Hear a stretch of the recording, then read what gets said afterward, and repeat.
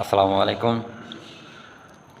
আজ আমি accounting department অথবা যারা অ্যাকাউন্টিং সাবজেক্টে পড়েন তাদেরকে কয়েকটি আ শব্দ শেখাবো। যে শব্দগুলো আমরা বারবারই ভুল করে থাকি। যেমন ম্যানুফ্যাকচারিং অর্থ হচ্ছে উৎপাদনশীলতা। অর্থাৎ একক গতিতে উৎপাদন অর্থাৎ উৎপাদন যে হবে তাকে উৎপাদনশীলতা বলে।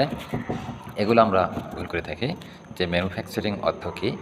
আ এ আ তাই আমি কয়েকটি এরকম শব্দ আপনাদেরকে শিখিয়ে দিচ্ছি। যেমন ম্যানুফ্যাকচারিং এর অর্থ হচ্ছে উৎপাদনশীলতা। দ্বিতীয় হচ্ছে মিনিমাম, ম্যাক্সিমাম এই শব্দগুলো আমরা পাই। যে মিনিমাম মানে কি? আর ম্যাক্সিমাম মানে কি? মিনিমাম মানে সর্বনিম্ন। মিনিমাম মানে হচ্ছে সর্বনিম্ন, ম্যাক্সিমাম মানে সর্বোচ্চ।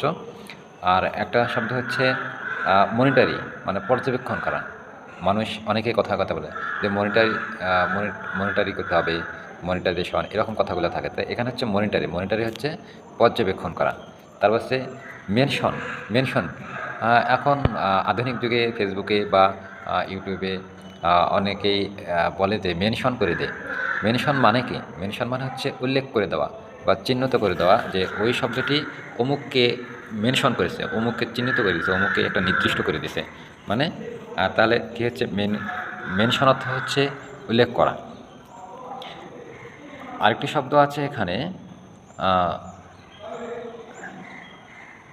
ইকোনমি, আর্থিক। ইকোনমি অর্থ হচ্ছে আর্থিক, যা অর্থ বিষয়ে যে লেনদেন করতে এসব ইকোনমি শব্দটি ব্যবহার করা হয়। ইকোনমির আরেকটি সমার্থক হচ্ছে ফিনান্সিয়াল শব্দটি ইকোনমিক অর্থেই ব্যবহার করা হয়। তাহলে আমরা এখানে মোটামুটি কয়টি শব্দ শিখলাম? মোট 4টি শব্দ শিখলাম। যেন মিনিমাম হচ্ছে সর্বনিম্ন, মনিটারি অর্থাৎ পর্যবেক্ষণ, মেনশন অর্থ হচ্ছে উল্লেখ করা, ম্যানুফ্যাকচারিং উৎপাদনশীলতা। এই 4টি শব্দ শিখলাম। এই 4টি শব্দ থেকে আমরা বিভিন্ন সময় বিভিন্নভাবে পাই এবং স্বাভাবিকভাবেও এই শব্দগুলো মানুষ ব্যবহার করে। আসসালামু আলাইকুম। আজ আমি অ্যাকাউন্টিং ডিপার্টমেন্ট অথবা যারা অ্যাকাউন্টিং সাবজেক্টে পড়েন তাদেরকে কয়েকটি শব্দ শেখাবো।